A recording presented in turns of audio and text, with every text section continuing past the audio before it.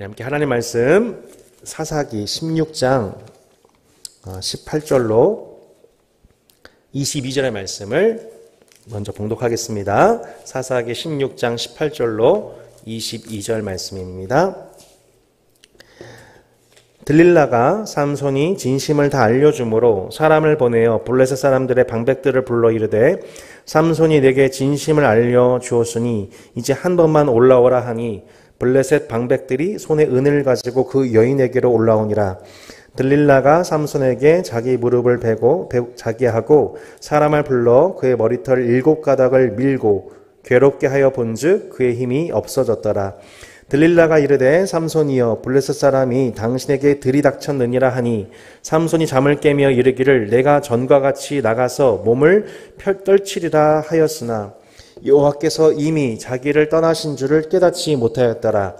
블레셋 사람들이 그를 붙잡아 그의 눈을 빼고 끌고 가사에 데려가 놋줄로 매고 그에게 옥에서 맷돌을 돌리게 하였더라. 함께 읽겠습니다.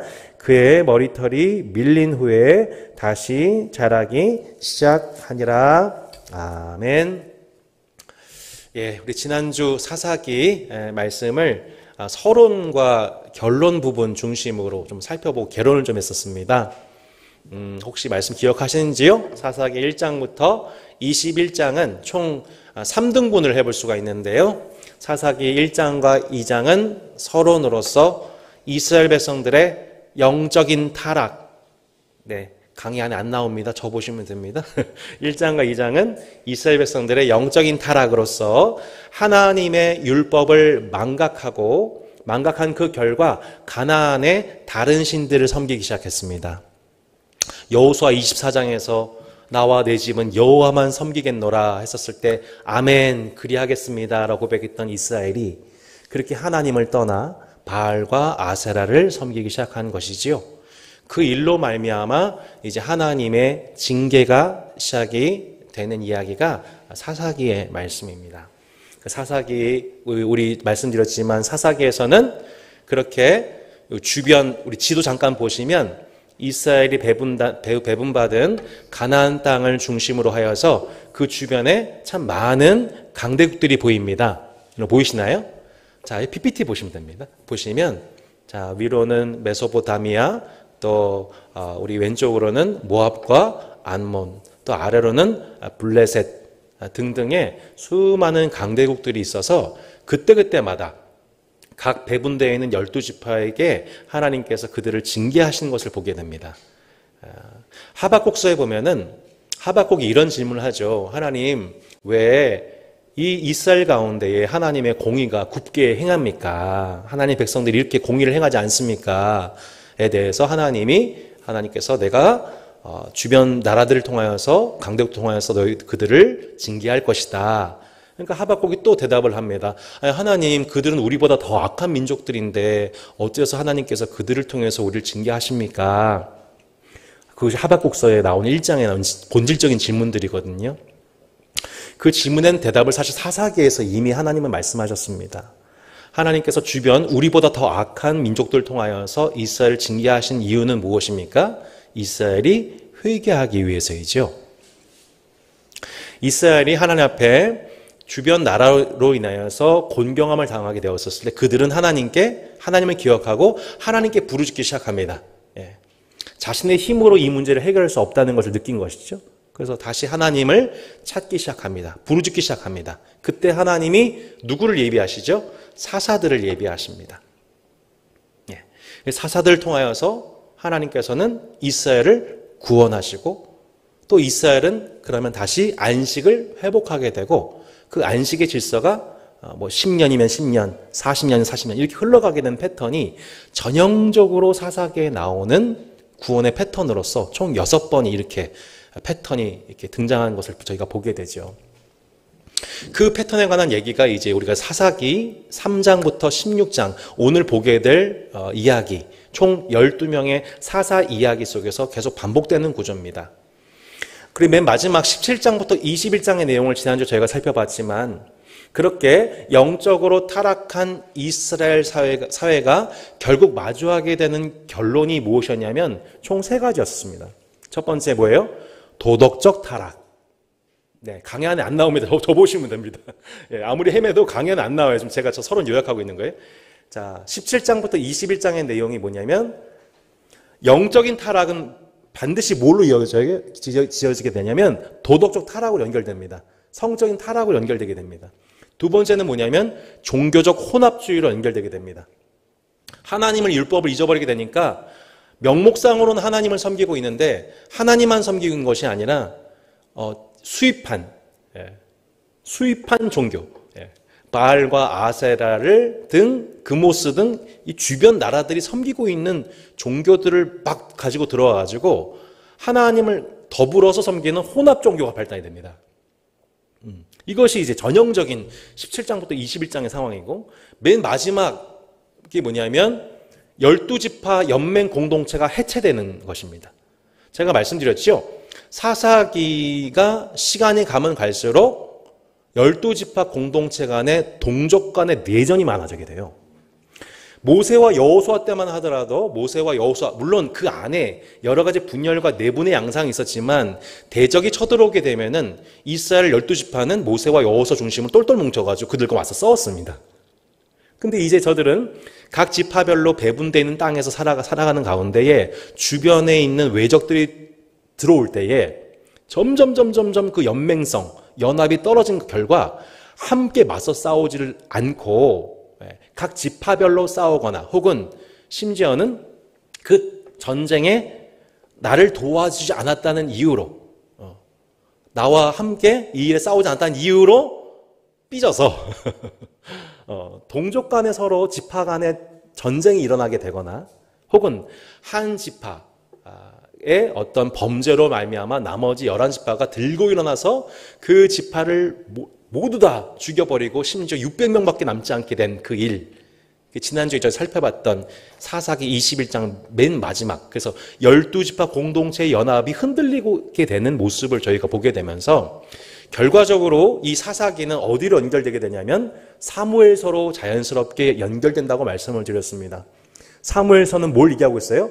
마지막 사사인 사무엘을 통하여서 왕정제도가 세워지게 된 얘기죠.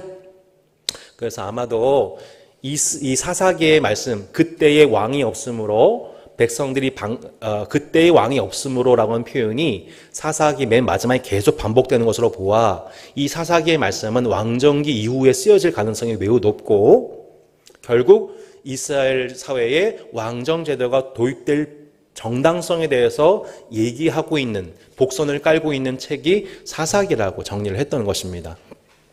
오늘은 저희가 3장부터 16장에 나와 있는 12명의 사사 이야기를 살펴보려고 합니다. 12명의 이야기를 이렇게 다 살펴보려고 하는데 그러다가는 오늘 밤을 새야 돼서, 근데 여러분 이제 애들 밥도 하셔야 되고, 지금 여러분 끔찍합니다. 우리 중딩들이 방학을 했습니다, 여러분. 아니 저기 저녁에 와야 될 저 양반이 왜 점심에 띵동하고 들어올까? 어제 정말 기겁하고 놀랐습니다. 그리고 그녀는 또 다음 주부터 방학을 한답니다. 이래서 정말 이 방학이 시작된 그 결과 엄마들의 체력, 건강을 위해서 12명을 다 살펴보지 못하고 핵심 대사사, 우리 주요 사사 6명을 짧게 한번 살펴보려고 합니다. 오늘 6명의 주인공 이름을 소개하겠습니다. 사사들 이야기 3장 7절로 11절. 자, 누구냐면 온니엘이죠. 빈칸에 온니엘. 그리고 두 번째가 12절로 30절에 나오는 에훗이라고 하는 사사입니다. 그리고 주요 사사 4장부터 5장의 드보라, 그리고 드보라와 함께 동역했던 남성 사역자인 바락이라는 사람을, 이 사람을 같이 사사로 칠 수도 있고 그렇지 않을 수도 있어서 괄호해 나왔고요. 6장부터 8장이 기드온이죠. 그리고 기드온의 아들이 바로 아비멜렉입니다. 아비멜렉은 사라고 보기에는 어려워서 괄호화했습니다. 10장부터 12장에 우리 바로 입다가 나오고요. 그리고 맨 마지막에 13장부터 16장에 보시면 누가 나오면 기드온이 나옵니다.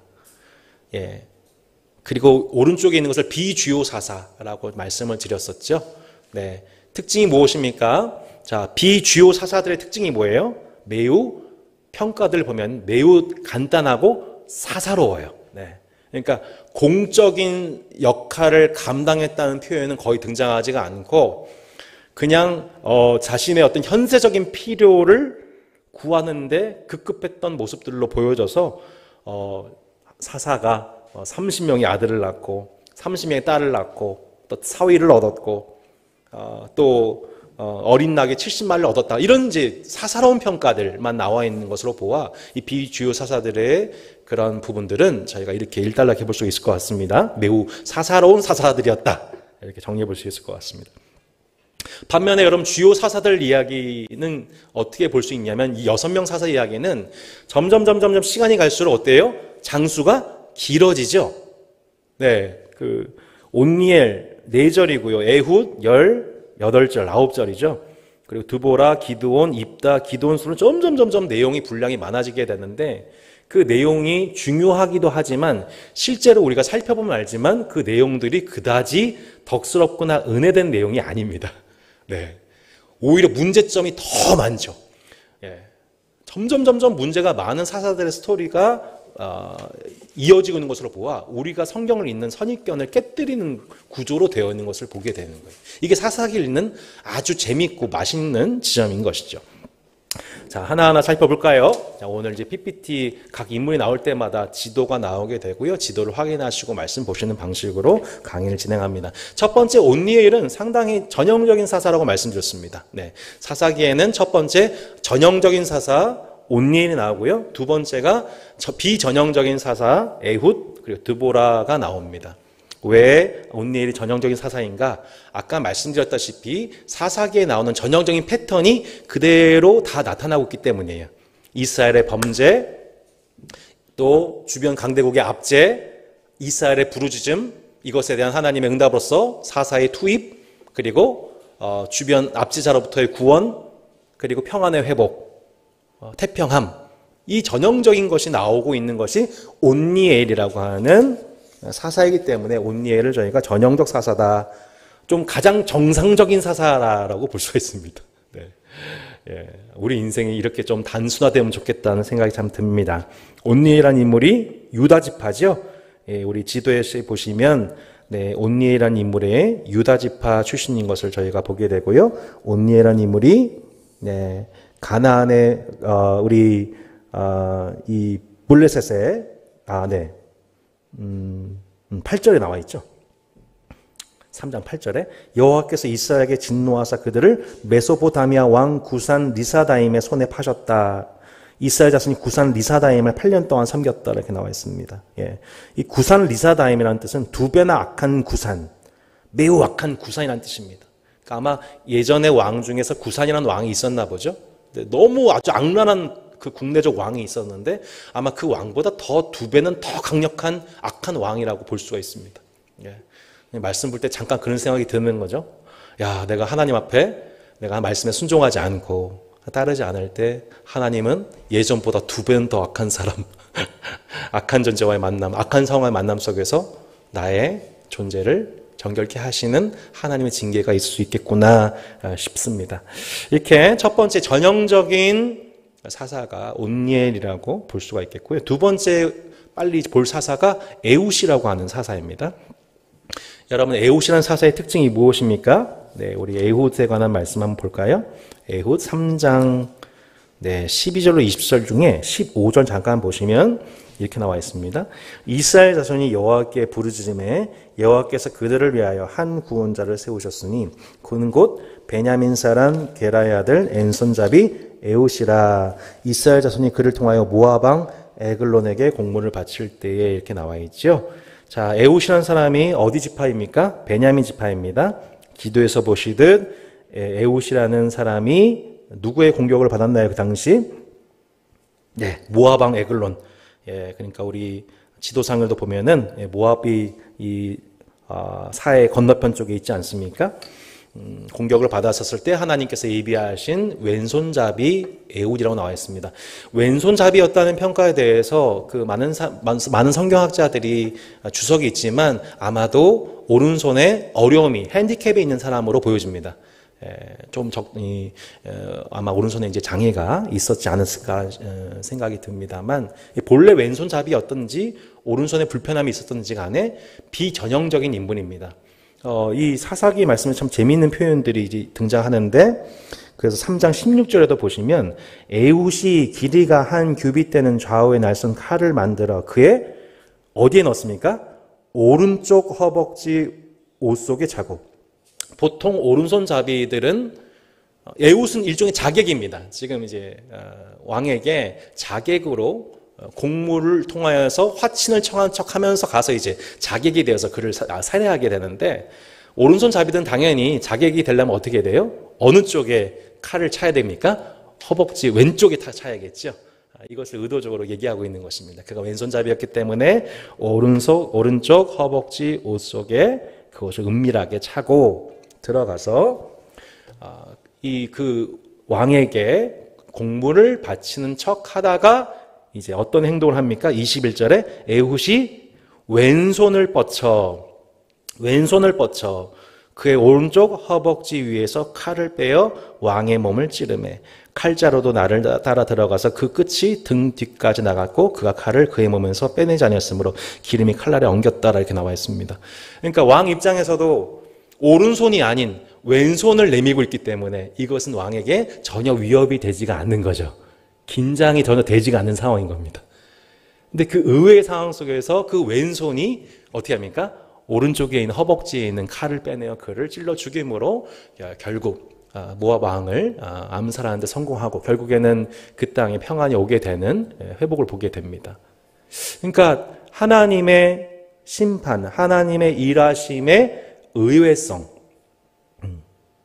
하나님께서는 그 시대마다 참 의외의 인물을 선택하셔서 이스라엘을 구원하신다는 거예요.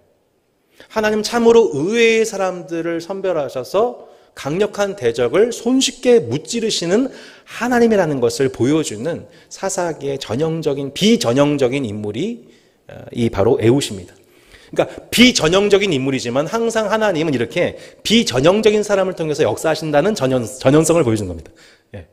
이게 하나님의 전형성이죠. 우리가 생각했을 때는 비전형적인 인물이에요. 왼손잡이라고 하는, 오른손에 장애가 있어서 힘이 없을 것 같아 보이는 그 사람인데, 항상 하나님은 우리가 봤었을 때의 비전형적인 인물을 통해서 역사하시는 그 일의 전형적인 하나님의 모습을 보여주는 첫 번째 인물이 누굽니까? 바로 에훗인 거예요. 이해가 되시죠? 우리 눈에 봤었을 때, 저 사람은 여린 사람이야. 저 사람은 나이가 어려. 저 사람은 체구가 빈약해. 저 사람은 말이 어눌해. 라고 우리가 봤었을 때에 참 예외적인 인물이다. 약한 사람이다.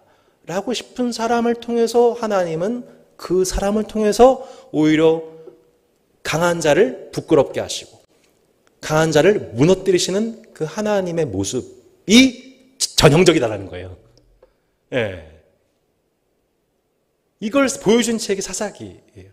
그래서 그런 면에서 봤었을 때에 또 다른 그 하나님의 전형성, 비전형적인 자를 들어서 하나님 나라를 세우시는 하나님의 전형성, 그걸 보여준 두 번째 인물이 누구냐면 드보라입니다. 드보라.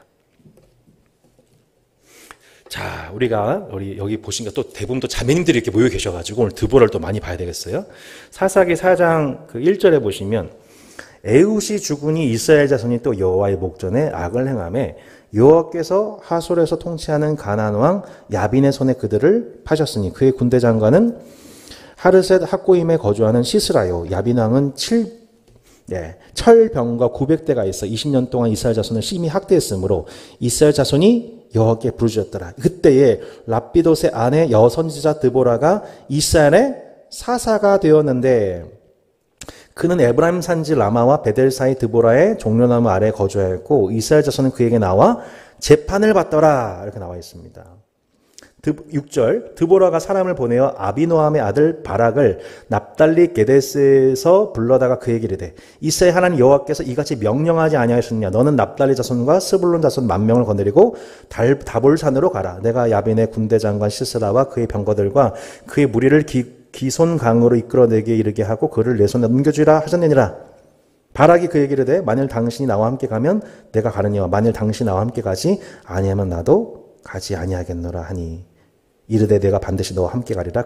그러나 내가 이번에 가는 길에서는 영광을 얻지 못하리니 이는 여호와께서 시스라를 여인의 손에 파실 것임이니라 하고 드보라가 일어나 바락과 함께 게데스로 가니라.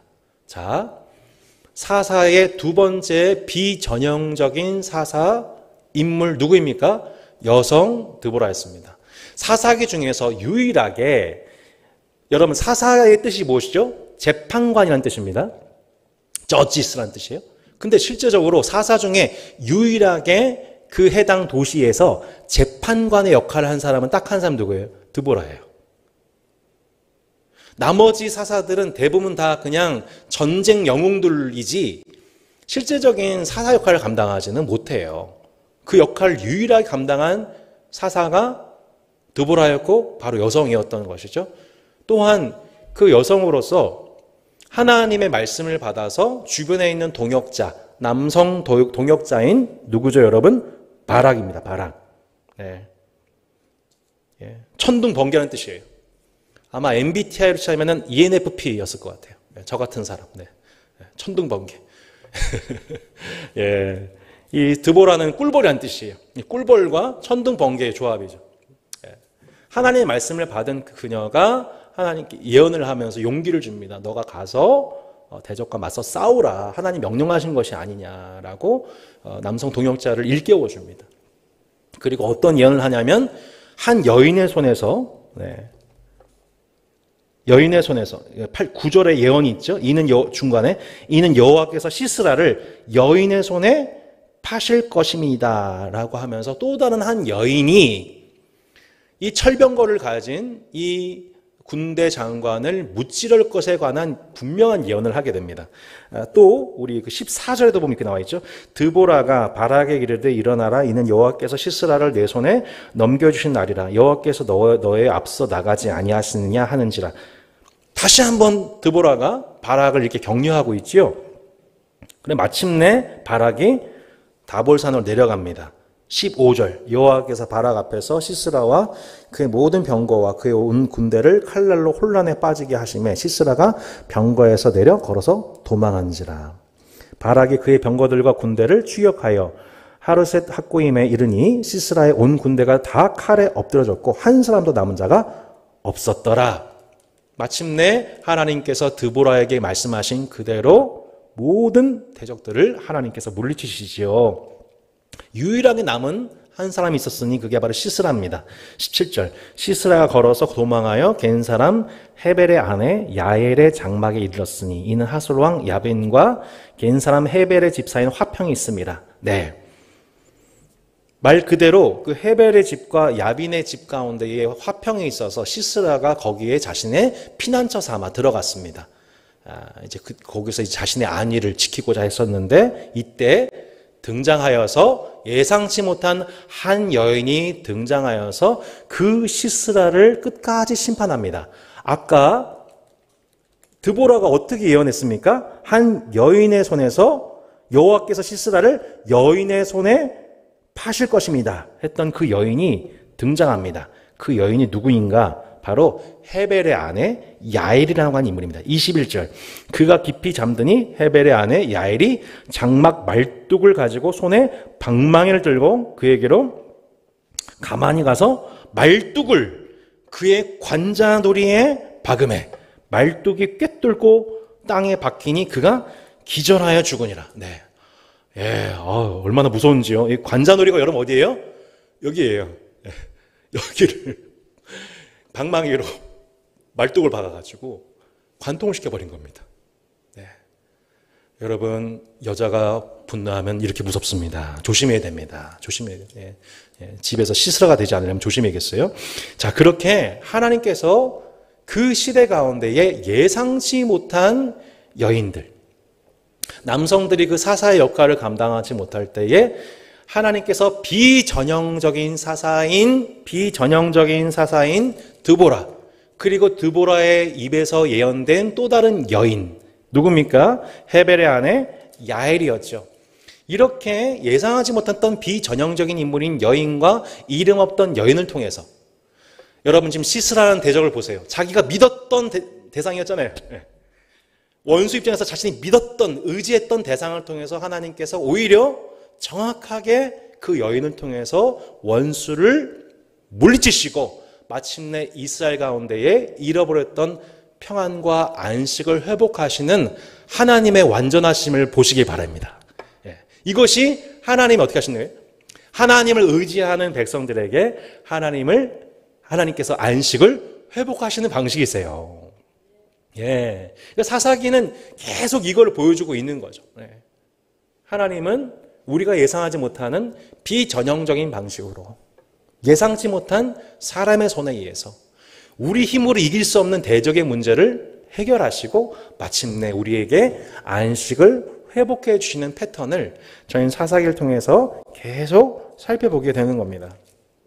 놀랍게도 그 다음 사사인 기드온에 관한 말씀도 살펴보면 또 한 명의 예상치 못했던 한 무명의 여인이 히든 카드로 또 남아있어요. 자, 우리가 잘 알고 있는 기드온에 관한 말씀을 잠깐 살펴보도록 하겠습니다. 여러분, 기드온 하면 뭐가 생각나세요? 네. 뭐가 생각나세요? 속삭이시면 제가 뭐라고 말씀드렸는지 못 알아듣습니다. 기드온 하면 뭐가 생각나십니까? 네. 사사. 네. 또, 300명? 네. 나팔. 등등. 횃불도 생각나고 여러 가지 생각나시죠? 자, 여러분, 기드온에 관한 말씀을 잠깐 보시면, 6장 1절부터 잠깐 보시도록 하겠습니다.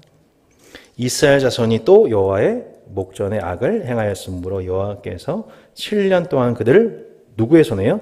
미디안의 손에 넘겨주시니 미디안의 손이 이스라엘을 이긴지라 이렇게 나와 있습니다.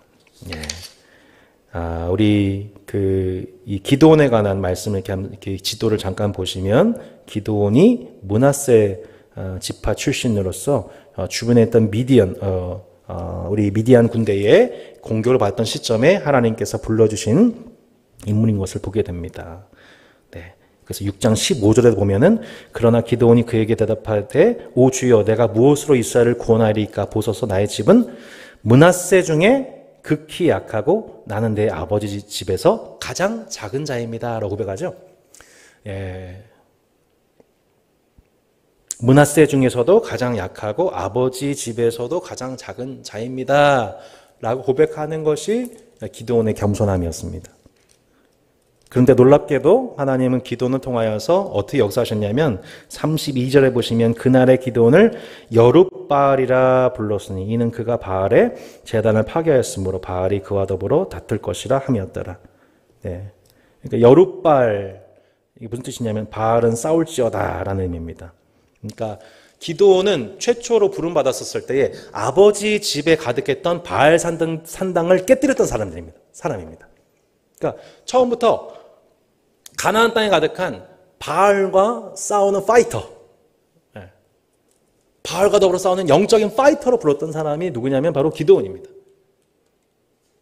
하나님은 기드온을 통해서 어떻게 역사하셨냐면은 12만 5천 명에 해당되어지는 미디안 군대가 쳐들어왔었을 때에 하나님이 기드온을 격려하시고 하나님의 영을 부으시면서 이렇게 말씀하셨던 거죠. 우리 7장 2절 여호와께서 기드온에게 이르시되 너를 따르는 백성이 너무 많은즉 내가 그들의 손에 미디안 사람을 넘겨주지 아니하리니 이는 이스라엘이 나를 거슬러 스스로 자랑하기를 내 손이 나를 구원하였다 할까 함이니라. 이제 너는 백성의 귀에 외쳐 이르기를 누구든지 두려워 떠는 자는 길앗산을 떠나 돌아가라 하라 하시니 이에 돌아간 백성이 2만 2천 명이요 남은 자가 10,000명이었더라. 그러니까 12만 5천을 대적하기 위해서 애초에 3만 2천이 있었었는데 첫 번째 명령을 통하여서 오히려 군대 수를 줄여버리십니다. 그래서 10,000명만 남게 되죠. 3만 2천도 부족해 보였는데 이제는 10,000명으로 줄어들게 하셨어요. 이게 하나님의 방식이었죠. 근데 놀랍게도 10,000명을 거느린 기드온에게 또 한 번 명령을 하십니다. 4절 여호와께서 또 기도원에게 이르시되 백성이 아직도 많으니 그들을 인도하여 물가로 내려가라. 거기서 내가 너를 위하여 그들을 시험하리라.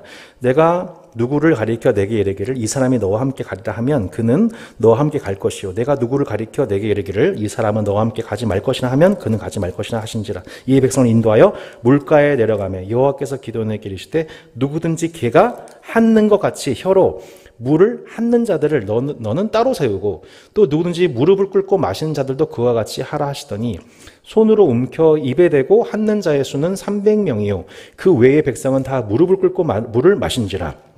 여호와께서 기도원에게 이르시되 내가 이 물을 핥아 먹은 300명으로 너희를 구원하며 미디안을 내 손에 넘겨주리니 남은 백성은 각각 자기 처소로 돌아갈 것이니라 하시니 이렇게 나와 있습니다. 그러니까 10,000명 중에서 9,700명은 어떻겠습니까? 급하게 개가 물을 핥는 것 같이 급하게 물을 마셨고 300명은 어떻게 했어요? 무릎을 꿇고 마셨어요. 예. 그걸 보고서 이제 많은 이제 설교자들이 이렇게 이제 해석을 하는 거죠. 모든 전쟁 상황 가운데에서 영적으로 깨어 있는 사람, 개같이 핥아 먹지 않고 무릎을 꿇고 경계하면서 먹는 사람을 하나님이 선택하신 거다. 우리도 그렇게 영적으로 깨어 있어야 된다라고 해석을 많이 합니다만 사사기 전제 맥락에서 봤었을 때 이 해석은 하나님의 주권과 은혜를 드러내기에 약간의 부족함이 있습니다. 만약 9,700명 남았으면 하나님 또 어떻게 하셨을까요? 또 줄이는 방식 하셨겠죠? 예. 지금 하나님은 12만 5천을 대적하기 위해서 3만 인천이 너무 많다. 그러면서 이제 1만 명만 남았단 말이에요. 근데 1만 명은 있는데 1만 명은 또 많다. 하나님의 계속 방식이 뭐냐면 숫자를 줄여가는 데 있었어요. 여러분 한번 생각해 보세요. 우리도 조선의 역사를 이렇게 보면은 우리 이순신 장군, 불멸의 이순신 장군님, 생각만 해도 가슴이 떨리는 우리 장군님, 예. 명량해전 그런 거 보면 얼마나 기적적인 승리 해냈어요.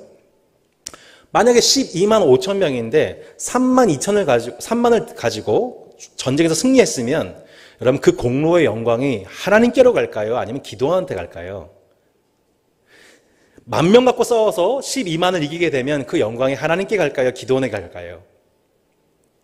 예, 장수에게 돌아갑니다. 근데 300명입니다. 300명을 가지고 싸우는데 12만 5천의 대적이 전부 다 죽게 된다. 자, 그러면 그 공로와 영광이 누구에게 돌려지게 되겠습니까? 하나님인 거죠. 그래서 하나님은 지금 뭘 하고 계신 거냐면 계속 숫자 줄이고 계신 겁니다.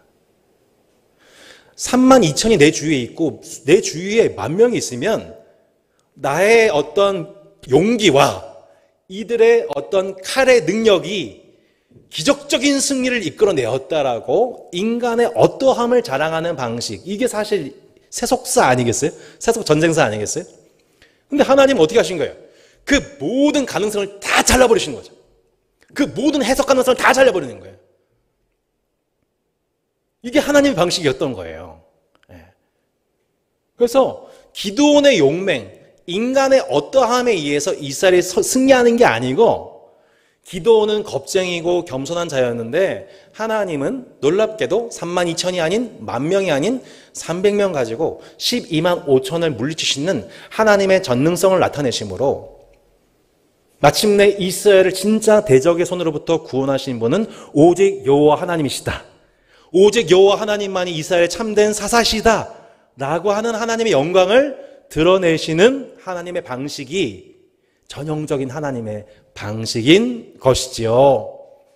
여러분, 이것이 교회를 또한 신자의 삶 가운데에 하나님 당신의 영광을 드러내신 방식이라는 거예요. 점점 우리의 힘으로는, 우리 계산으로는 승산이 없어요. 오히려 12만 5천 명의 군사가 있어야 될 것 같아요. 나도. 아니 25만 있어야 될 것 같아요. 근데 하나님의 방식은 그게 아니라 10,000명도 많다. 9,700명과 300명 중에서 오히려 9,700을 보내시고 300을 통해서 역사하기를 기뻐하신 하나님의 방식이 하나님의 비전형적인 방식인 것이죠. 여러분, 하나님의 이 비전형적인 방식을, 이 하나님 나라의 전형적인 방식을 임을 기억하는 우리가 되었으면 좋겠습니다. 이것이 기드온 스토리의 핵심입니다. 근데 놀랍게도 여러분, 후에 기드온이 실제로 어떤 일이 나타나게 되느냐. 그 300명을 가지고 승리하게 되었었을 때에 사람들이 이러한 반응을 보였어요. 어떻게 보였어요? 기드온을 왕 삼으려고 하는 거예요. 자, 사사기 8장 22절 보십시오. 그때에 이스라엘 사람들이 기드온에게 이르되 당신이 우리를 미디안의 손에서 구원하였으니 당신과 당신의 아들과 당신의 손자가 우리를 다스리소서 하는지라. 여러분, 방금 미디안의 손에서 이스라엘을 구원하신 분이 누구라는 것을 보게 되었죠? 하나님이셨죠. 근데 바로 지금 뭐라고 고백해요? 이스라엘 백성들이 당신이 우리를 건졌습니다. 그러니까 당신과 당신의 아들과 당신의 손자가 우리를 다스리소서. 자, 여러분, 이런 방식으로 지금 나라를 다스리는 집단이 있습니다. 누구죠? 북한이죠. 사람이 한마디로 우리의 왕이 되어달라. 당신이 우리의 왕이 되어주세요. 인간을 하나님을 대신하는 왕으로서 섬기고자 하는 우상숭배의 모습을 보여주고 있는 거예요. 23절 기드온이 그들에게 이르되 내가 너희를 다스리지 아니하고 나의 아들도 너희를 다스리지 아니할 것이요 여호와께서 너희를 다스리시라 하니라. 기드온이 또 그들에게 이르되, 그러니까 23절까지 보면 와, 기드온이 역시 기드온 싶습니다. 겉으로는 지금 이렇게 아주 겸손하게 얘기하는 것 같아 보이는데 24절 보세요. 기드온이 또 그들에게 이르되 내가 너에게 요청할 일이 있다. 자, 속내를 드러냅니다. 너희는 각기 탈취한 귀고리를 내게 줄지니라 하였으니 이는 그들이 이스마엘 사람들이므로 금 귀고리가 있었습니다. 무리가 대답하되 우리가 즐거이 드리다 하고 겉옷을 펴고 각기 탈취한 귀고리를 그 가운데 던지니 기드온이 요청한 금 귀고리와 무게가 금 700세겔이요. 그 외에 또 초승달 장식들과 폐물과 미디안 왕들이 입었던 자색 의복과 또 그 외에 그들의 낙타 목에 둘렀던 사슬이 있었더라. 기드온이 같이 읽겠습니다. 그 금으로 에봇 하나를 만들어 자기의 성읍 오브라에 두었으니 온 이스라엘이 그것을 음란하기 위함으로 그것이 기드온과 그의 집에 올무가 되니라. 미디안이 이스라엘 자손 앞에서 복종하여 다시는 그 머리를 들지 못하였으므로 기드온이 사는 40년 동안 그 땅이 평온하였다. 이렇게 나와 있습니다. 겉으로는 나와 내 아들이 아니라 하나님이 너희를 다스릴 거야 라고 종교적인 말을 했지만 실제적으로 기드온 마음속에 있었던 건 뭐여서요? 그 백성들이 가지고 있던 금 귀고리, 재물에 대한 애착이었고 또한 금 에봇을 만들어 이스라엘로 하여금 음란하게 그것을 섬기게 하는, 자기의 성읍 오브라에 두어서 온 이스라엘이 거기에 와가지고 자기의 성읍, 자기의 집안을 숭배하도록 만든 원흉이 되었다. 여러분, 기드온은 맨 처음에 부르심이 뭐였습니까? 바알과 싸우는 영적인 파이터였죠.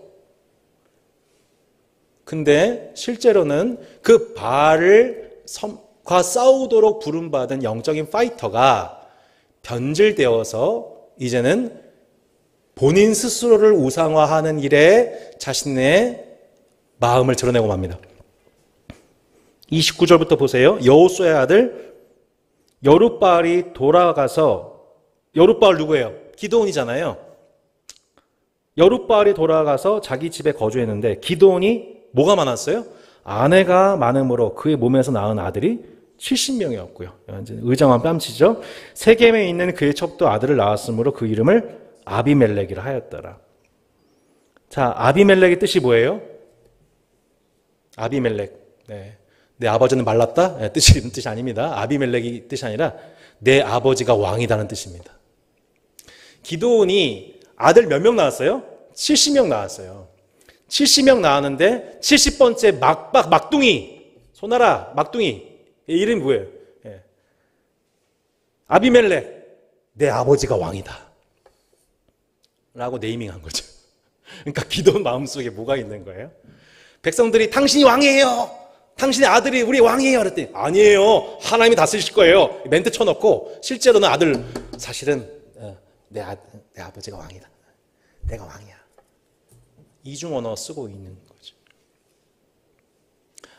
아버지 집에 가득했던 바알 산당을 찍었을 정도로 저는 므낫세 지파 중에 가장 지극히 작은 자입니다 라고 했던 그 겸손함과 그 초심을 잃어버리게 되고 기드온은 매우 사사로운 사사로서 아내가 많음으로 아들 70명을 낳을 정도로 또한 그 마음이 그런 여성에 대한 정욕과 또한 금귀고리 백성들이 지니고 있던 그 재물에 대한 마음속의 탐욕과 그리고 실제로는 내가 이스라엘의 왕이 아니면 누가 왕이야? 내가 아니면 누가 이스라엘 다스려? 내가 아니면 누가 이스라엘을 구원해 미디안의 손에서? 라고 하는 마음속에 그 교만함이 기드온의 이스라엘 사사 기드온의 마음속에 있었던 말년의 기드온의 모습이었던 거죠. 결국에는 그 결과가 뭐였던 거예요? 33절이죠. 기드온이 이미 죽음에 이스라엘 자손이 돌아서서 바알들 따라가 음행하였으며 또 바알 브릿을 자기들의 신으로 삼았대요. 언약의 주. 바알이 우리의 주이다. 바알이 언약의 주이다. 이런 뜻이에요. 이스라엘 자손이 주위의 모든 원수의 손에서 자기들을 건져내신 여호와 자기들의 하나님이 기억하지 아니하며 또 여룻바알이라 하는 기드온이 이스라엘 베푼 모든 은혜를 따라 그의 집을 후대하지도 않았다 이렇게 나와 있습니다. 이게 기드온의 말년의 결말이었던 거죠. 그 초반의 겸손함과 바알과 싸웠던 그 초심을 잃어버리게 되고 이제는 적극적으로 자기와 자기 가문을 우상시하고 바알을 언약의 주로 이스라엘 백성들 전체를 다 행음하게 만드는 자가 되었다. 이 기드온의 경로예요. 우리가 생각하는 기드온이 아니죠. 그러니까 사사기에서 말씀하고 있는 사사들의 모습은 절대로 우리의 영웅이 될 수 없는 모습입니다. 우리는 자꾸 성경 인물들을 영웅주의적으로 해석하는 경우가 많거든요. 근데 보세요, 여러분. 성경의 대부분이 구약에 있는 모든 말씀들은 그 모든 인물들은 다 부분적이다. 죄인이다. 실패했다. 언약을 이루지 못했다는 데 초점이 맞춰져 있는 거예요. 사사들은 보세요. 이렇잖아요. 이렇게 언약에 충실하지 못하고 결국에는 바알과 싸우도록 부름받은 언약을 위한 파이터가 결국에는 동조돼버리고 세상과 동조돼버리고 오히려 더 적극적으로 바알 숭배를 낳는 원흉이 되어버리잖아요. 근데 놀랍게도 더 놀라운 거 뭐냐면 그런 기드온을 통해서 하나님 역사하신 거예요. 그런 기도를 통해서 하나님의 영광을 드러내신 거예요. 그러니까 12만 5천 명, 만 명이 아니라 300명을 통해서 역사하셨던 하나님의 방식이 옳았던 거죠. 그 방식을 통해서 자신의 영광을 하나님은 지키고자 하셨던 것이죠. 이스라엘을 진짜 구원한 사사는 나야. 기드온은 우상 숭배자고 자기 숭배자고 또 그 아들 아비멜렉, 내 아버지는 왕이야 라고 했던 아비멜렉이 실제로 뭐가 돼요? 사람들을 다 동원시켜가지고 선동해가지고 자기를 왕으로 부르게 만들어요. 실제 이스라엘 왕이 돼버려요. 그리고 나머지 69명의 형들을 싹 다 죽여버리죠. 그게 아비멜렉의 이유예요. 그 중에서 유일하게 살아남은 그 한 사람의 아들인 맨 마지막 아들. 제가 말씀 아까 잘못 못 드렸군요. 맨 마지막 아들 막둥이는 요압이에요. 요압.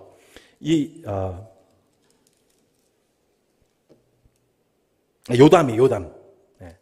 요담만 살아남게 되죠. 그 요담의 저주에서 결국에는 아비멜렉이 맨 마지막에 심판을 당하게 되는데 그 심판은 어떻게 당하게 되냐면 사사기 9장 53절로 54절에 보면 이렇게 나옵니다. 사사기 9장 53절로 54절에 보면 아비멜렉이 어떻게 죽임을 당하냐. 같이 한번 읽어볼까요? 한 여인이 맷돌 윗짝을 아비멜렉의 머리 위에 내려 던져 그의 두개골을 깨뜨리니 아비멜렉이 자기의 무기를 든 청년을 급히 불러 그에게 이르되 너는 칼을 빼어 나를 죽이라. 사람들이 나를 가리키기를 여자가 그를 죽였다 할까 하노라 하니 그 청년이 그를 찌르매 그가 죽은지라. 네, 여러분 다시 한번 자매님들이 얼마나 무서운 분인지 아시겠죠? 네, 죽이려고 할 때 어떻게 죽였어요? 맷돌 윗짝을 머리에 던져서 두개골을 깨뜨리는 방식. 주로 즉사의 방식으로 우리 자매님들은 활용하신 것을 저희가 보게 됩니다. 네, 형제분들 조심하셔야 돼요. 주무실 때 조심하셔야 돼요. 네, 이렇게. 근데 아비멜렉 어떻게 했어요? 내가 여자의 손에 죽었다고 하는 것이 창피해서 그 청년을 급하게 불러 날 찔러 죽여라. 네. 그러니까 하나님이 그 시대 속에서, 그 어두운 시대 속에서 사사들이 그 역할을 감당하지 못할 때, 남성 사사들이 제대로 그 역할을 하지 못할 때도 하나님은 늘 비전형적인 방식인 여성들을 통하여서 하나님의 일을 이루셨던 분이시죠. 예, 하나님은 완전하신 분이세요. 예. 그러니까 만약에 이런 거죠. 한국교회에서 만약 지금 목회자분들이 저희 대한예수교 장로회만 하더라도 이 목회자가 남성만 이제 안수를 받습니다만, 그래서 하나님께서 목사들 통해서만 하나님 역사하시냐 말씀하시느냐, 그렇지 않습니다. 예. 그 역할을 특별히 제대로 감당하지 못하면 못할수록 하나님은 정말 예상치 못한 하나님의 여인들, 무명의 여인들 통하여서도 비전형적으로도 하나님은 하나님의 영광을 위해서 일할 수 있는 분이십니다. 예. 이것이 인간이 주목하고 있는 전형성과 하나님이 그 나라를 지켜가시고 하나님의 영광을 지켜가시는 비전형적인 역사의 대립인 거죠. 지금도 하나님은 그 비전형인, 우리가 보기에 비전형인 방식이지만 하나님 나라의 보편적인 방식, 전형의 방식으로 지금도 하나님의 일을 진행하고 계신 거예요. 이러다 다 못 끝내겠네요. 밤새겠네요. 네. 점심을 또 해 먹여야 돼가지고. 네. 조금만 더 보고 이제 마무리하겠습니다. 입다는 사사기의 전환기적인 인물이라고 볼 수가 있습니다. 왜 전환기적인 인물이냐? 보통 언약적 전쟁이 있을 경우에는 이스라엘 전체가 참여하는 방식이었는데, 입다 이후에는 오로지 사사 개인의 사명으로 축소되어서 활동하게 되는 것을 저희가 보게 됩니다. 우리가 잘 아는 입다하면 뭐가 생각납니까, 여러분? 네. 입다는 길르앗이 처백에서 낳은 인물이에요. 그래서 길르앗의 본처가 낳은 아들들에게 핍박을 받아서 결국엔 그 서름에 집을 나갔던 인물이죠. 그런데 이제 이스라엘의 필요에 의해서 사사로 청함받게 되고, 마침내 하나님의 부르심을 입어서 하나님의 영을 받아 마침내 대적을 암몬 왕에게 나가서 맞서 싸우게 되는 인물입니다. 하나님의 영이 그에게 임해서 그와 더불어 싸웠었을 때 이 말씀이 나옵니다. 29절, 이에 여호와의 영이 11장 29절입니다. 입다에게 임하시니 입다가 길르앗과 므낫사를 지나서 길르앗의 미스베에 이르고 길르앗의 미스베에서부터 암몬 자손에게로 나아갈 때 그가 여호와께 선하여 이르되, 주께서 과연 암몬 자손을 내 손에 넘겨주시면 내가 암몬 자손에게 평안히 돌아올 때 누구든지 내 집 문에서 나와서 나를 영접하는 그는 여호와께 돌릴 것이니 내가 그를 번제물로 드리겠나이다 하니라. 이에 입다가 암몬 자손에게 이르되 그들과 싸우더니 여호와께서 그들을 그의 손에 넘겨주시매. 아로에서부터 민닛에 이르기까지 20성읍을 치고 또 아벨 그라민까지 매우 크게 무찌르니 이에 암몬 자손이 이스라엘 자손 앞에서 항복하였더라 라고 하면서 평안이 임하게 됩니다. 근데 이 가운데에서 이 입다라는 인물이 가지고 있는 독특함이 무엇입니까? 네, 내가 집에 돌아가자마자 처음 보게 되는 그 인물을 번제물로 드리겠다 라는 서원을 하게 됩니다. 근데 그 서원을 지키게 된 대상이 누구였습니까? 입다의 딸이었죠. 결국엔 그 입다의 딸을 이 2달간의 애곡 기간을 가지고 번제물을 드리게 됩니다. 근데 여러분, 자녀를 번제물로 드리는 관습은 하나님이 주시는 관습이 아니죠. 자, 우리가 잠깐 봐야 될 부분이 뭐냐면 지도입니다. 입다라는 인물이 어디 출신인지 한번 보실까요? 예, 가치파 사람 입다로서 암몬과 모압의 근처에 있는 지역입니다. 자, 이 말씀에 대한 우리의 생각해 볼 수 있는 추론은 뭐냐면, 이 가치파가 속했던 이 장소는 주변에 모압과 암몬의 문화적인 영향, 접촉이 상당히 많았던 곳으로 보여집니다. 근데 그 열왕기하 우리 3장 27절 한번 보실까요? 열왕기하 3장 27절 보시면 이런 구절이 나옵니다. 열왕기하 3장 27절 같이 한번 읽어보겠습니다. 이에 자기 왕위를 이어 왕이 될 맏아들을 데려와 성 위에서 어떻게 했습니까? 번제를 드린지라.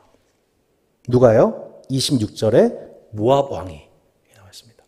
그러니까 당시 그노스 신을 섬기는 모압과 암몬 지역에서 버젓이 행해졌던 제사가 뭐냐면 인신제사, 곧 자기 맏 아들을 그 신에게 바치는 제사를 드렸던 것이죠. 지금 입다라고 하는 인물을 이렇게 보면은 물론 하나님의 신이 임했지만 하나님께 쓰임을 받았지만 그는 하나님의 율법에 근거해서 하나님 믿는 사람은 아니었던 것으로 보여집니다. 매우 혼합주의적인 지식. 그러니까 하나님을 믿지 않는 것은 아니고 심지어 하나님의 영을 받았고 하나님께 은사도 받았지만 그 지식은 매우 혼합주의적인 것이어서 이방신을 섬기는 그노스 신을 섬기는 주변 지역 모압과 암몬에서 행해지는 방식의 예배를 통해 하나님을 만족시키려 했던 혼합주의적 지식을 지닌 종교인이었던 겁니다. 그러니까 지금 이제 보시면 아까 말씀드렸잖아요. 사사기가 시간이 가면 갈수록 사사들이 정상적이지가 않아요. 그러니까 전형적인 인물이었던 앞에 있는 사람들, 온니엘, 에훗, 우리 드보라까지는 이렇게 전형적인 해당되는 정상적인, 그러니까 전형적이라는 표현은 정상적인 범주에 있는 사람들이라면 그 이후에 사람들, 이제 기도원부터 시작해가지고 나머지 인물들은 하나님의 율법을 망각하고 우상숭배의 길로 가거나 자기 숭배, 가문의 숭배의 길로 가거나 혹은 혼합주의적인 지식을 가지고 하나님을 기쁘시게 하려는 자다. 곧 자기 열정은 충만한데 하나님 아는 바른 지식이 없는 거죠.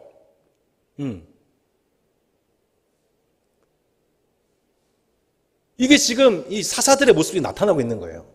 그러니까 예를 들어서 제가 대한예수교 장로의 목사인데 제가 하나님을 영과 진리로 주님을 예배합시다라고 선언한 이것이 하나님을 기쁘시게 하는 것입니다 라고 앞에서 설교해놓고서 여러분 하나님을 기쁘시게 하기 위해서 여러분 자녀를 바치십시오 혹은 헌금을 몇 억을 하십시오 그래야 하나님께 영광을 받으십니다 이런 식으로 혼합주의적으로 이렇게 하는 것만이 하나님을 감동시키는 길입니다. 혼합주의적으로 예배를 여러분 인도한다면 여러분 얼마나 마음 불편하시겠어요? 네. 놀랍게도 사사 입다의 모습 속에서는 이런 혼합주의적인 모습이 발견되어지게 되고 이것이 지금 점점 비정상적인 사사들이 출현하고 있는 모습들을 저희가 살펴보게 된다는 것이죠. 그 맨 마지막이 누구예요? 삼손이에요. 그러니까 우리는 삼손 하면은 여러분 절대로 여러분 축복기도 할 때 삼손같이 쓰임받게 달라 기도하지 마십시오. 자녀들 보고서 삼손이 되게 없어 이런 얘기 하지 마세요. 예. 이거 사사의 이 얘기 중에서 가장 그 막장 중에 막장의 삼손 얘기예요. 여러분 삼손 얘기 이제 하고 이제 마무리하겠습니다. 사사기 전체의 메시지를 완벽하게 요약하고 압축한 인물이 삼손이에요. 그러니까 삼손은 한 개인이지만 이스라엘 전체의 모습이 삼손과도 같았다는 것을 그려내고 있는 인물과도 같습니다. 한마디로 나실인으로서 부름받았지만 하나님께 분명히 말씀도 받았고 기름 부음도 받았지만 실제로는 쾌락의 독에 빠진 인물, 이스라엘 전체가 그 행음의 길로 갔던 것처럼 삼손이 그랬다는 것을 보여준 인물이에요. 그 주요 사사 이야기 구조를 보면 이런 도표로 이제 신학자들이 정리해놨습니다. 기가 막힌 도표인데 삼손은 결론적으로 말씀드리면 앞에 있었던 인물 중에서 기드온, 드보라, 에훗의 그 세 가지 스토리가 다 들어와 있는 인물이에요. 기드온에게 하나님의 약속이 주어진 것처럼 삼손도 약속이 주어졌어요. 근데 드보라는 여성을 통해서 구원이 임했다는 것을 보여주는 인물이라면 삼손은 여성을 통해서 망하게 된 인물이에요. 에훗이 왼손에 장애가 있었다면 삼손은 나중에 어떻게 돼요? 두 눈이 뽑힌 채로 마지막 사명을 당하게 돼요. 그래서 앞에 있던 세 인물에게 정확하게 대치가 되는 인물, 사사기에서 가장 전형적으로 그려내고 있는 인물이 바로 삼손이라고 볼 수가 있어요. 여러분 삼손 하면 여러분 어떤 스토리가 기억나십니까? 네. 자, 제가 그렇게 이제 워딩을 했었었는데요. 삼손은 엄밀히 말하면 성중독자입니다. 사사기 우리 13장부터 16장에 나와 있는 삼손에 관한 내용을 보면 제가 이제 보면서 참 기가 막혔는데요. 그게 뭐냐면 삼손은 하나님의 명령에 의해서 어떤 하나님의 명령에 의해서 전쟁을 수행한 게 한 번도 없어요. 하나님이 그에게 무엇을 명령하셔서 블레셋 사람에게 가서 뭐 전쟁을 해라. 이것이 나의 뜻이다. 이렇게 하나님의 뜻을 밝히시고 그 명령에 받아서 순종한 게 아니고 다 자기의 사사로운 스토리, 사사로운 연애 감정, 다 거기서 출발된 얘기예요. 그러니까 말씀 봐야 됩니다. 네. 사사기 13장 1절에 보시면 이스라엘 자손이 다시 여호와의 목전에 악을 행하였으므로 여호와께서 그들을 40년 동안 블레셋 사람의 손에 넘겨주니라. 소라 땅에 단 지파의 가족 중에 마누아라 이름한 자가 있더라. 그의 아내가 임신하지 못하며 출산하지 못하더니 여호와의 사자가 그 여인에게 나타나서 그에게 이르시되 보라 내가 본래 임신하지 못함으로 출산하지 못하였으나 이제 임신하여 아들을 낳으니 그러므로 너는 삼가 포도주와 독주를 마시지 말며 어떤 부정한 것도 먹지 말지니라. 보라 내가 임신하여 아들을 낳으리니 그의 머리 위에 삭도를 대지 말라. 이는 이 아이는 태에서 나옴으로부터 하나님께 바쳐진 나신이 됨이라. 그가 브레스 사람의 손에서 이스라엘을 구원하기 시작하리라 하시니. 한마디로 포도주 독주 마시지 말라. 또한 부정한 것을 만지지 말라. 머리털을 자르지 말라. 이거 뭐예요? 나신 서원이라고 합니다. 그 민수기 16장이 아니라 6장에 보면은 하나님 앞에 헌신된 나신 서원할 때에 지켜야 될 규약 그 세 가지가 나오게 되죠. 근데 결론적으로 얘기하면은 삼손은 이 나신 서원에 관한 모든 내용들을 다 어기게 되는 자가 됩니다. 비읍에 보면 삼손은 부정한 것, 곧 사자의 시체, 사람의 시체를 가까이 하고 술과 여자를 즐김으로써 나신의 서약을 파기한 자가 되죠. 그 대표적인 얘기가 14장 그리고 16장에 나옵니다. 오늘 가서 이제 자세하게 한 13장부터 16장 살펴보시면 두 가지 수수께끼 이야기로 삼손의 사역이 정리가 돼요. 첫 번째 수수께끼는 뭐냐면 14장에 딥나의 여자 만난 이야기예요. 14장 1절에 삼손이 딥나에 내려가서 거기서 블레셋 사람의 딸들 중에서 한 여자를 보고 올라와서 자기 부모에게 말하려되 내가 딥나에서 블레셋 사람의 딸들 중에서 한 여자를 보았사오니 이제 그를 맞아요 내 아내로 삼게 하소서. 가나안의 여인과 혼인하지 말라고 하는 말씀을 율법은 기억하지 못하고 블레셋 여인을 자신의 약혼녀로 받아들이고 그 약혼녀를 위한 잔치를 배설하는 장면이 10절부터 나오게 돼요. 그 10절에서 보면은 12절에 삼손이 그들에게 이르되 이제 내가 너희에게 수수께끼를 내리니 잔치하는 이래 동안에 너희가 그것을 풀어 내게 말하면 내가 배옷 30벌과 겉옷 30벌을 너희에게 주리라. 그러나 그것을 능히 내게 말하지 못하면 너희가 내게 배옷 30벌과 겉옷 30벌을 줄지니라 하니 그들이 이르되 내가 수수께끼를 내면 우리가 그것을 드리라 하매 삼손이 그들에게 이르되 먹는 자에게서 먹는 것이 나오고 강한 자에게서 단 것이 나오니라 하니라. 그들이 사흘이 되도록 수수께끼를 풀지 못했을 때에 15절 일곱째 날에 이르러 그들이 삼손의 아내에게 이르되 너는 내 남편을 꾀어 그 수수께끼를 우리에게 알려달라 하라. 그렇지 아니하면 너와 내 아버지 집을 불살이라. 너희가 우리의 소유를 빼앗고자 하여 우리를 청한 것이 아니냐. 그렇지 아니하냐 하니 삼손의 아내가 그의 앞에서 울며 이르되 당신이 나를 미워할 뿐이요 사랑하지 아니하도다. 우리 민족의 수수께끼를 말하고 그 뜻을 내게 알려주지 아니하도다 하는지라. 삼손이 그에게 대해 보라 내가 그것을 나의 부모에게도 알려주지 아니하였거든 어찌 그들에게 알게 하려 하였으나 7일 동안 그들이 잔치할 때 그의 아내가 그의 앞에서 울며 그에게 강요하므로 일곱째 날에는 내가 그의 아내에게 수수께끼를 알려주매 그의 아내가 그것을 자기 백성들에게 알려주었더라. 일곱째 달 해 지기 전에 성읍 사람들이 삼손에게 이르되 무엇이 꿀보다 달겠으며 무엇이 사자보다 가하겠느냐 한지라 하면서 결국 그 수수께끼를 마치게 됩니다.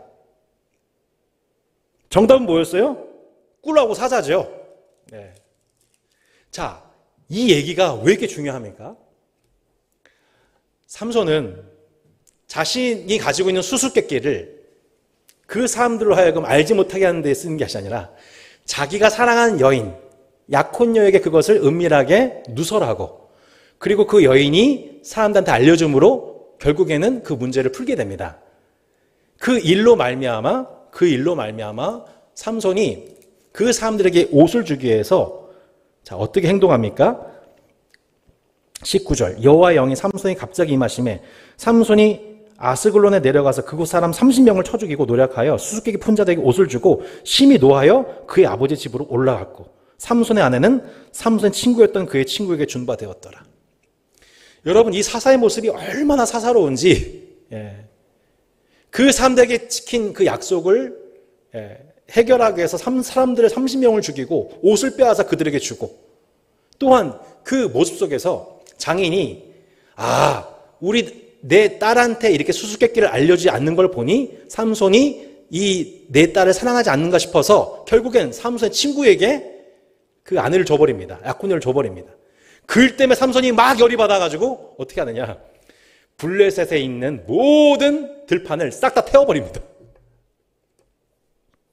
그것 때문에 블레셋과 전쟁이 일어나게 됩니다. 그러니까 제가 뭘 말씀드린지 여러분 아시겠어요? 사사는 하나님의 거룩한 임을 위해서 공적인 전쟁을 감당하는 자들이에요. 근데 그 전쟁이 일어나는 방식 중에서 그 방식이 하나님이 주신 말씀에 의해서 이루어지는 방식이 아니라 사적인 감정, 연애 노름, 분노, 원수 갚음,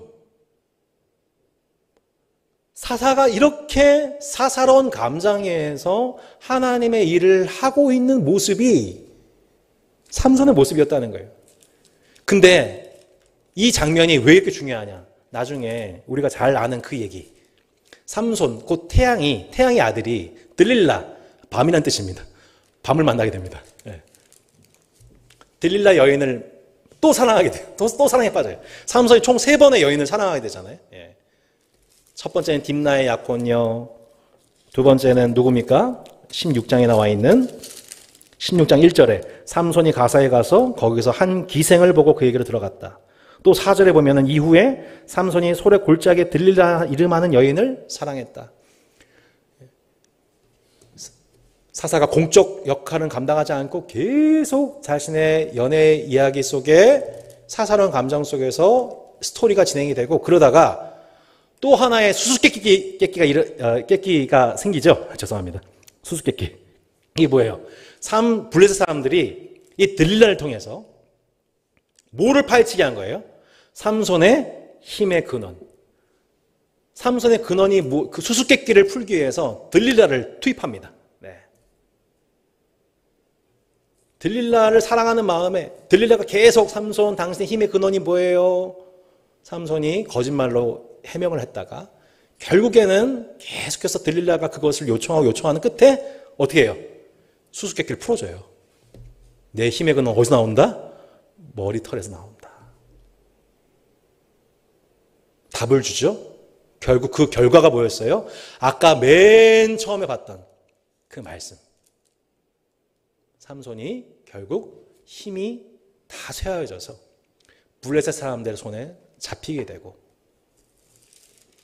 두 눈이 뽑히게 되고 어처구니를 돌리면서 맷돌을 갈면서 머리털이 다 잘리고 두 눈이 뽑히고 맷돌을 돌리는 그 모습이 결국 삼손의 모습이 되고 말았던 겁니다.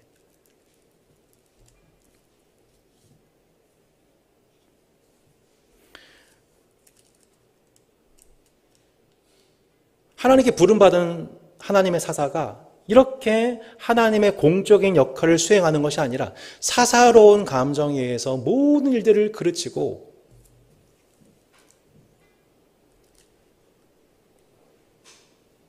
결국 그 시대가 물론 사사에서 역사하시는 하나님의 역사를 경험하지만 결국엔 쇠락의 길로 갔다는 것을 저희가 보게 되는 것이죠. 그런데 이제 오늘 성경 공부 이제 마지막 부분입니다. 그러한 삼손의 실패에도 불구하고 하나님이 마지막까지 삼손을 사용하세요. 네. 놀랍게도. 28절, 16장 28절부터 보시기 바랍니다. 삼손이 여호와께 부르짖어 이르되 주 여호와여 구하옵나니 나를 생각하옵소서. 하나님이여 구하옵나니 이번만 나를 강하게 하사 나의 두 눈을 뺀 블레셋 사람에게 원수를 단번에 갚게 하옵소서 하고, 삼손이 집을 버틴 두 기둥 가운데 하나는 왼손으로 하나는 오른손으로 꺾여 의지하고, 삼손이 이르되 블레셋 사람과 함께 죽기를 원하노라 하고 힘을 다하여 몸을 굽히매 그 집이 곧 무너져 그 안에 있는 모든 방백들과 온 백성에게 덮이니 삼손이 죽을 때에 죽인 자가 살았을 때 죽인 자보다 더욱 많았더라. 그의 형제와 아버지 온 집이 다 내려가서 그의 시체를 가지고 올라와서 소라와 에스타올 사이 그의 아버지 마노의 장제에 장사하니라. 삼손이 이스라엘의 사사로 20년 동안 지냈더라. 아멘.